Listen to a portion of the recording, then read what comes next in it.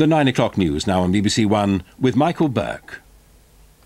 MPs have condemned the government for exempting Formula One from a new ban on tobacco advertising. They say motor racing should be treated like other sports. A leading Belfast Unionist has been shot in what appears to be a loyalist feud. And Australia has said goodbye to the rock star Michael Hutchence.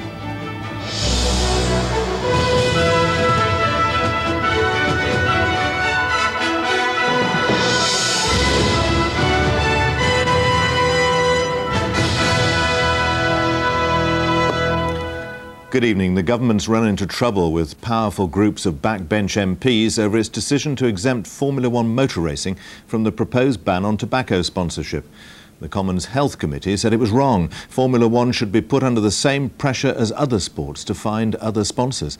And another committee has questioned the government's line that 50,000 jobs are at stake. It said the total number of people working in Formula One was 8,000. Our political editor Robin Oakley reports. Next door to the Health Ministry in Whitehall, customers at the Red Lion were lighting up happily tonight. And the controversy over the government's readiness to exempt Formula One from a ban on tobacco sponsorship and advertising refuses to be stubbed out. In a report rushed out just 24 hours after they listened to Health Minister Tessa Jowell, the Health Committee said she hadn't changed their minds about a total ban on tobacco advertising, and they insisted there should be no exemptions for Formula One. The government was elected on a manifesto commitment to ban tobacco advertising, and the impact on sponsorship was known. I think the message has gone out of a slowing down in that process through the Formula One issue. So I'm certainly not happy about the response of the government on this issue, and I hope this report makes that clear. A week earlier, the Health Minister had been grilled by the Select Committee on European legislation. Their report tonight questioned her arguments that without special treatment, Formula One would decamp abroad, with the loss of up to 50,000 jobs. It said the government hadn't demonstrated that Formula One was so dependent on tobacco advertising that it needed exemption. With another European committee due to grill the minister on Tuesday, her prospects of support aren't improving. I don't think she can convince us, to be honest. I would hope the Minister would reflect on the fact that two committees now, one after the other, have taken the view that it's unsustainable to advocate exempting Formula One from tobacco banning, and they would consequently change their position to go back to what they said in the manifesto, which is to have a ban on tobacco advertising in sport. Leaders of other sports like cricket, darts and snooker saw the Prime Minister this week to complain of unfair treatment, and both committees have urged no special treatment for Formula One.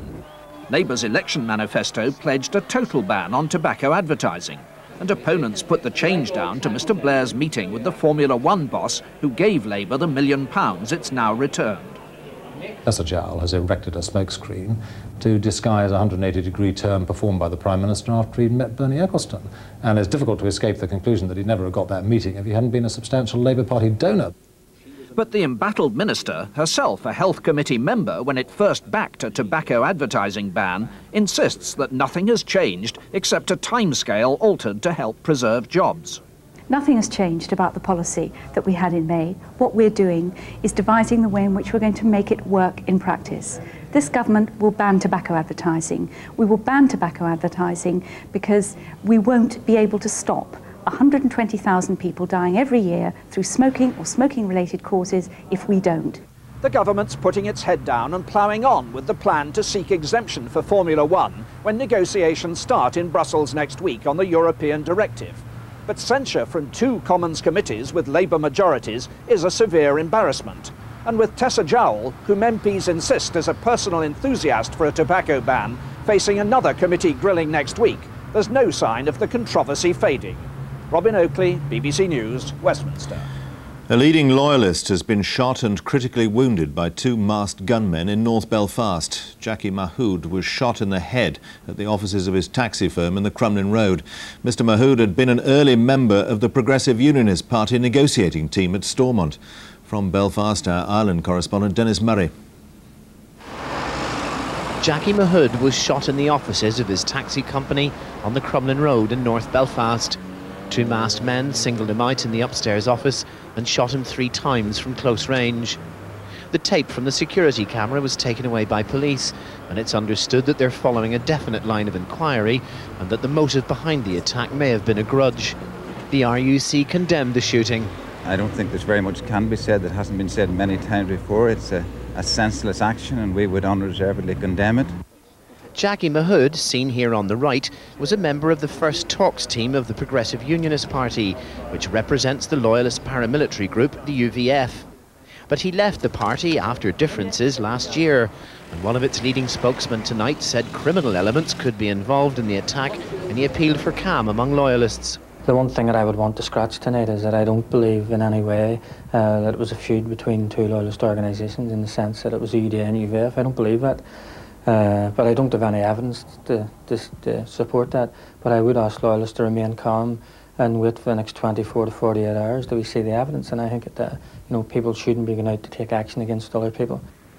Any kind of incident like this, no matter what may lie behind it, is clearly disturbing for the security forces, and it underlines the continuing potential for violence in Northern Ireland. Dennis Murray, BBC News, North Belfast. The BBC has learnt that more serious allegations are to be made against Winnie Mandela, the former wife of President Nelson Mandela. In an exclusive interview, one of the men serving a life sentence for the murder of Mrs. Mandela's doctor said he committed the crime on her orders.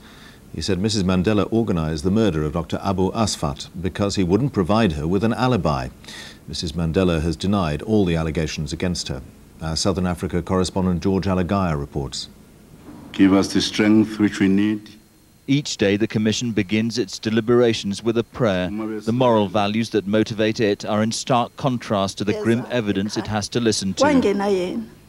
Throughout the last 4 days of hearings, the name of Dr. Abu Bakr Asfat has cropped up repeatedly. Dr. Asfat was murdered in January 1989.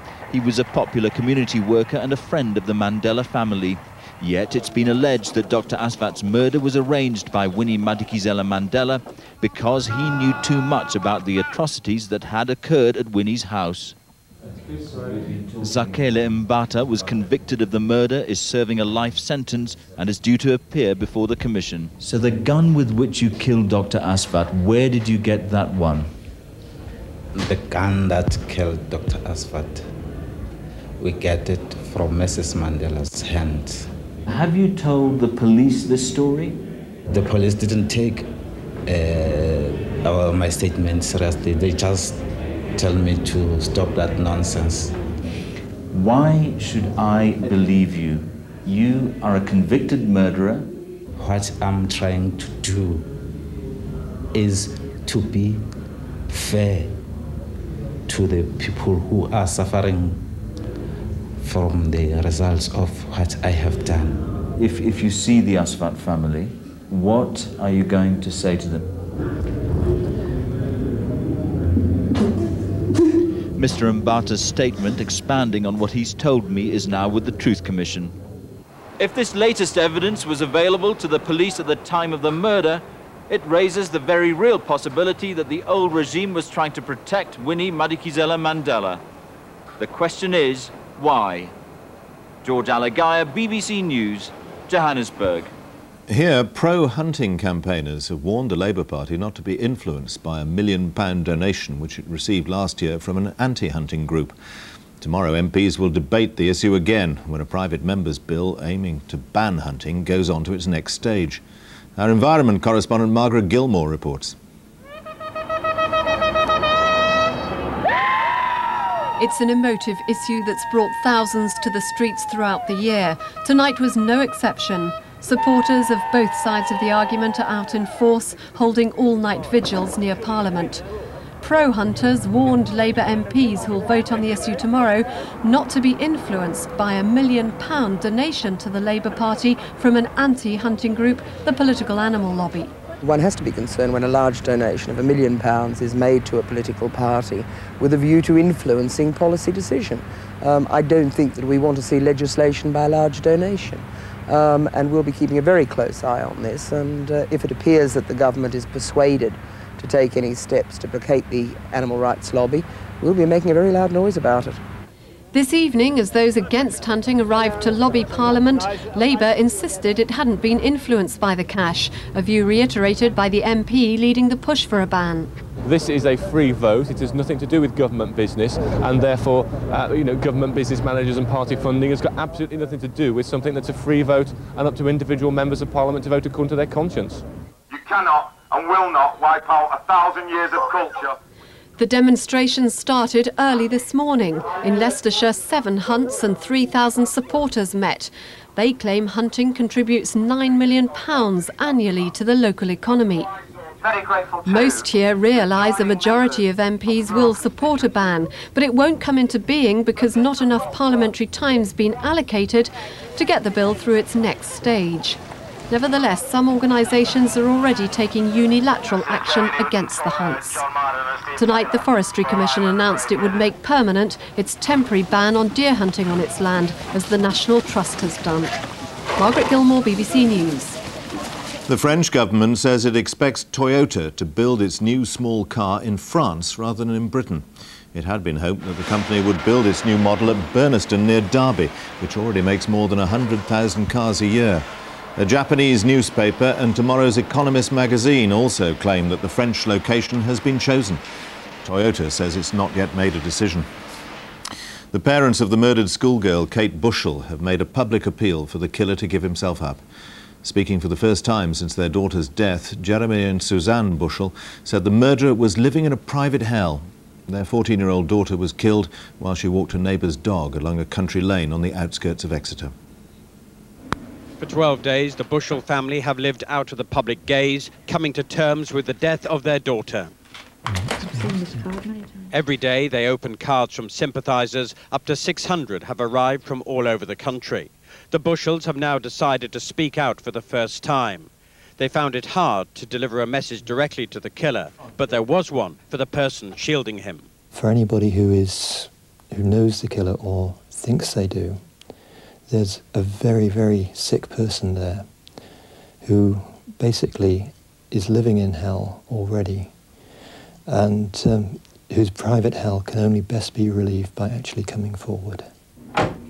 The Bushell family wanted us to see Kate's bedroom with its posters and saxophone in the corner. The homework she had been doing the night of the murder was still there. And from the room it was possible to see the murder scene. The family do not believe she had been targeted by the killer. She went out as normal. We didn't think anything of it. It was still enough light. We just all thought it was a safe place and a safe lane. And it could have been anyone. At the murder incident room, officers have received more than 1,700 calls. It's one of the biggest investigations ever staged here. She was brutally attacked and her throat cut. A video reconstruction of Kate's last movements is being shown in shops day and night. For the Bushells, all they can do is wait for news. They said that Kate had brought them 14 years of happiness that can never be taken away from them. Stephen Kate, BBC News, Exeter. Local authorities are to be given powers to impose curfews on young children. The details were announced today by the Home Secretary, Jack Straw. The curfews aim to keep children under 10 off the streets at night. The Crime and Disorder Bill will also halve the time it takes to sentence young offenders. Mothers and fathers of difficult children will be required to go to parenting classes. A new pub lottery game has been launched. Despite warnings from the government, it'll ban it as soon as possible. The promoters of the game, called Pronto, say it'll raise millions of pounds for charity. But critics claim the link with alcohol could lead to addictive gambling. The government's published its minimum wage bill, but it hasn't said how much it'll be. There'll be no regional variations and no industries will be exempt. Employers who break the law will face criminal prosecution. 11 years after the city was shaken by the Guinness scandal, the Department of Trade and Industry has published a damning report into the affair. Guinness succeeded in taking over the Scottish drinks group Distillers by fraudulently boosting its share value. Its chief executive at the time, Ernest Saunders, was later jailed for fraud, together with 2 others. The DTI's report says the Guinness bid was mounted with a cynical disregard of laws and regulations. Guinness has gone from strength to strength over the last 11 years. It's just about to become one of the top 10 British companies by merging with Grand Met.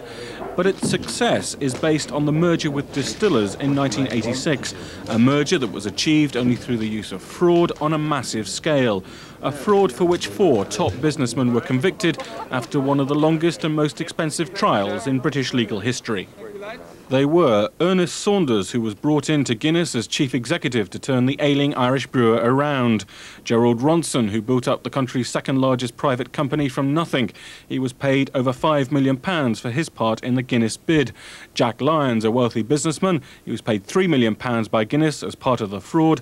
And Anthony Parnes, one of the city's top stockbrokers, he recruited wealthy backers to the deal. Together they were convicted of fraudulently pushing up the share price of Guinness by spending millions to secretly buy the shares. In the bid for distillers, that was vital. The higher the Guinness share price, the higher the value of the bid. It was illegal, but it worked. This long-awaited report pulls few punches in its condemnation of the fraud involved. The inspectors condemn the cynical disregard of laws and regulations, the cavalier misuse of company funds, and contempt for truth and honesty. All of these, they say, in a part of the city which was thought respectable. But some think the inspectors are being naive. Well, I think that's just emotive language by the inspectors. What they actually say in their conclusions is that these practices were pretty common in the city then. They still are. They haven't really changed. I mean, hostile takeover bids have to be won. They're not lost. While Ernest Saunders, who was released from prison early after a wrong diagnosis that he was suffering from irreversible dementia, today described this report as highly selective and blinkered and said he'd been made a scapegoat. But this report, which says that he was fully aware of the share support operation, contains few recommendations to prevent a similar fraud happening again. One might fondly imagine that this sort of thing couldn't happen again, but people find ways around the rules and through the rules, and I think it would be very difficult to be confident that it won't happen again. In the heady stock market boom of the 1980s, the atmosphere of anything goes made the Guinness fraud possible, but for the city it ended up as a nightmare. Guinness destroyed its image of respectability and honesty, controlled only by self-regulation and the old boy network, and it heralded in the new, tougher regulatory regime to be finally introduced next year. John T. Bloom, BBC News. Earl Spencer has dropped his attempt to stop South African newspapers from reporting his divorce case. Outside the court in Cape Town today, one of his friends made an outspoken attack on the Earl's estranged wife, Victoria. David Horton-Fawkes blamed her for the publicity surrounding the court hearing. Jeremy Vine reports.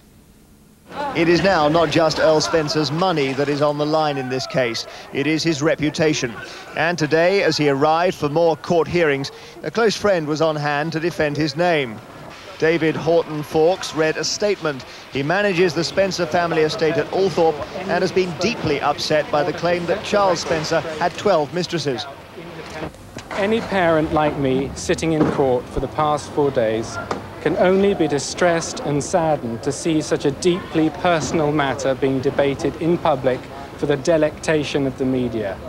He then made swinging attacks on Victoria Spencer herself, blaming her side for the sensational way the adultery allegations had surfaced. To accuse someone of brutal behaviour and brandish them as serial adulterer is horrifying, as well as being a headline-grabbing tactic which will one day be read by their children. No comment after that from Victoria Spencer, who continues her fight to get the divorce case moved to London, where her team believe the settlement would be more generous, an argument Charles Spencer's side today tried to counter by releasing full details of his offer. Not just a £300,000 lump sum, it turns out, but a car and a house and £2,500 a month as well. Late on, another development. Lord Spencer has decided not to try to get South African newspapers to obey laws limiting their coverage of his divorce. It was proving difficult to hold them off. For Earl Spencer's close friend to make this statement is a development guaranteed to brighten the spotlight on this case still further. The way details of the proceedings have been aired publicly has alarmed the Charles Spencer camp. But it will be harder now for them to complain about publicity, since today they went out of their way to attract it. Jeremy Vine, BBC News, Cape Town. Scientists have produced an experimental AIDS vaccine that's 10 times more potent than previous ones. The vaccine, which stimulates the body's own defences against the AIDS virus, has been developed by the Medical Research Council in London. This is an experimental AIDS vaccine unlike any other. It contains chemicals designed to make it particularly powerful. It was tried out in London on 30 healthy volunteers not at risk of AIDS. It proved 10 times more potent in stimulating the body's defences than other experimental vaccines. And when the vaccine was tried in animals, it protected them from infection with an AIDS-type virus. Now doctors want to go for a large-scale trial in humans at risk, perhaps in Africa.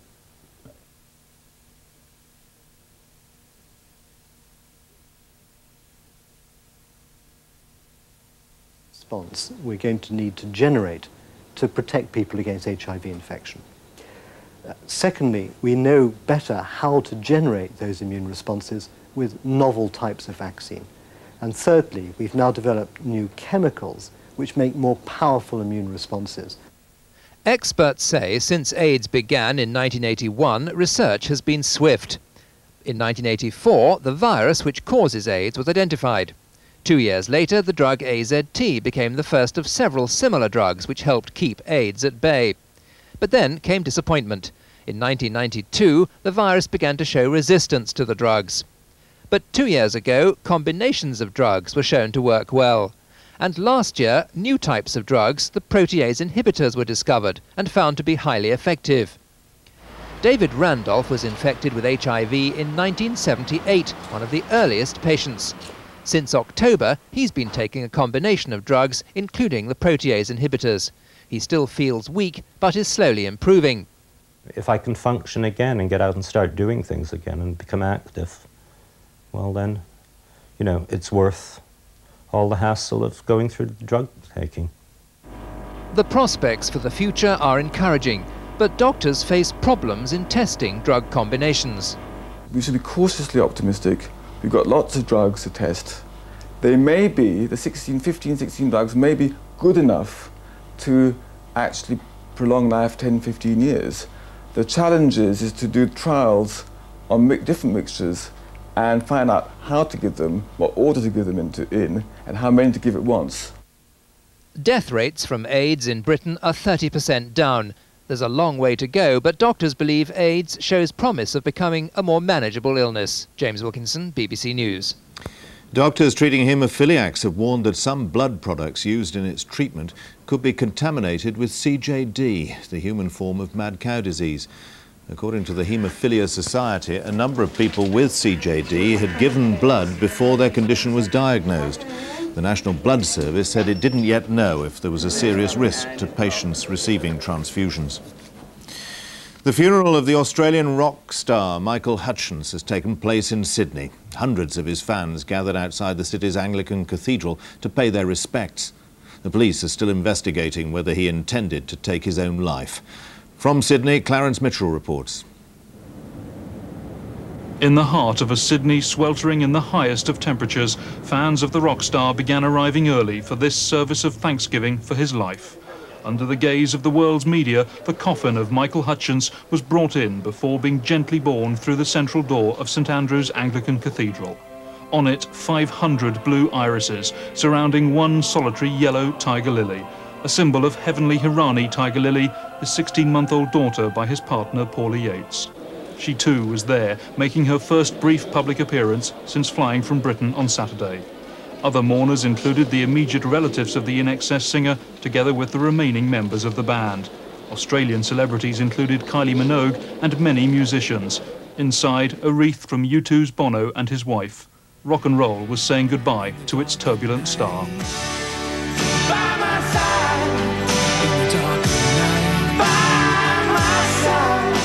Michael was a poet, a singer, and a gifted performer who touched the lives of everyone he met, even people he never met. The pain and the loss and the hurt are made worse by the suggestion that this was a death of despair.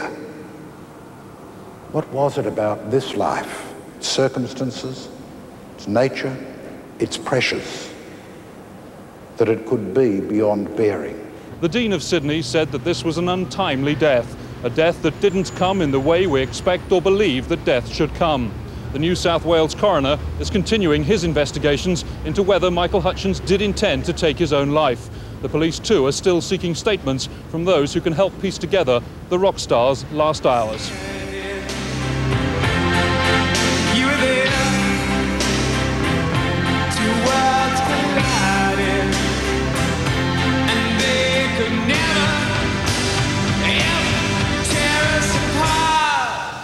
Clarence Mitchell, BBC News, Sydney.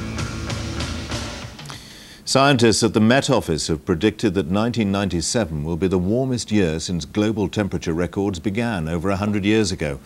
They say that the average temperature across the planet will be nearly half a degree centigrade higher than that for the past 30 years. It's thought the rise is further evidence of global warming. 1997 will also be among the 5 or 6 warmest years in Britain for over 300 years. Manchester United are only a few minutes away from qualifying for the European Cup quarter-finals. A first-half goal from Andy Cole gave them the lead in tonight's match against Košice at Old Trafford. A draw and 1 point was all Manchester United needed to make sure of winning their group, but they showed no sign of setting their sights so modestly, unfurling a stylish and aggressive approach which could easily have presented Ryan Giggs with an early goal. Nor were Košice, with no hope of qualifying, content on damage limitation. They too created sufficient chances to keep Schmeichel on frequent alert. The breakthrough for United was delayed until just before half-time, when Andy Cole confirmed his compelling return to form. United ought really to have sewn it all up before the interval, but Sheringham suddenly reverted to the calibre of finishing currently on view at his former club, Tottenham. United's dominance continued in the second half, and almost immediately Scholes was only denied by the woodwork and then Cole by the bounce. With only a few minutes to go, United are on course to reach the quarter-finals as one of the most impressive qualifiers. Kevin Geary, BBC News. And the main news again tonight. 2 groups of MPs have criticised the government for exempting Formula One from the proposed ban on tobacco sponsorship. The Health Committee says Formula One should be made to find other sponsors, while another Commons committee is challenging the government's figures on how many jobs are at stake. Newsnight's on BBC 2 at 10:30, but from the 9 o'clock news, good night.